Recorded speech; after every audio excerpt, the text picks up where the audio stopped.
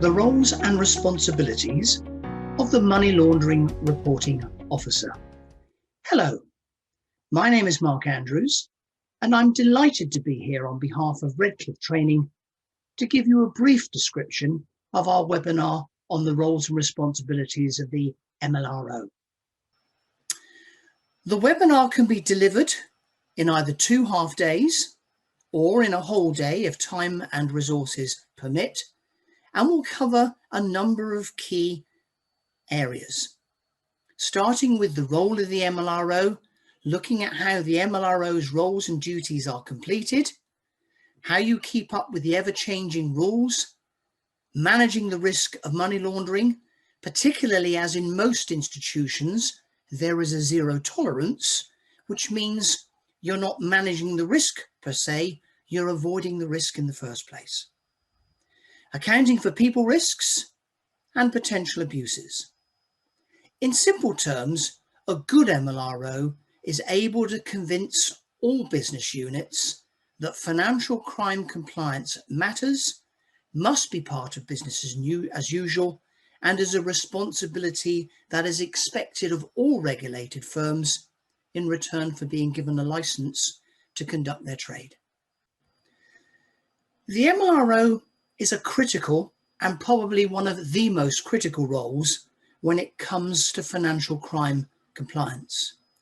And although the title includes the words reporting officer, I'm sure most of you realise that it's far more than simply reporting. The MLRO is a senior management appointment.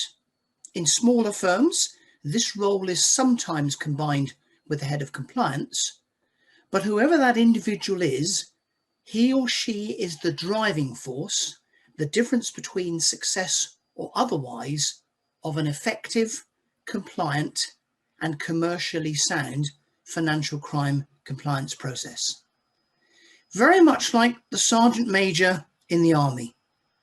If you've got a good MLRO, it all happens well and apparently seamlessly in a user-friendly, compliant, and yet commercial manner.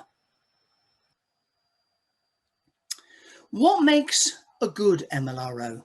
Well, I suspect that if you've got an MLRO, they will already tell you that's me. But in simple terms, what you're looking for, and this is quite a big range of qualities, is the ability to carry out a commercial risk assessment, to keep up to date with the changing regulatory environment, to make sure that escalations about potential issues are conducted both internally and externally, to act as an oracle, a consultancy, or a go-to person for the business to answer questions or deal with queries, to be responsible for managing and maintaining a training regime so that everyone in the firm is aware of their responsibilities, to develop a good culture, and to be responsible for reporting the effectiveness of the whole regime to the board and other external stakeholders, at least annually.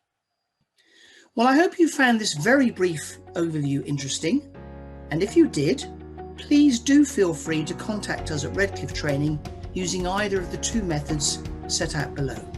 Please telephone us, or if you would prefer, please send an email. So on behalf of Redcliffe Training and myself, Mark Andrews, thank you for listening, and I do hope we see you again very soon. Goodbye.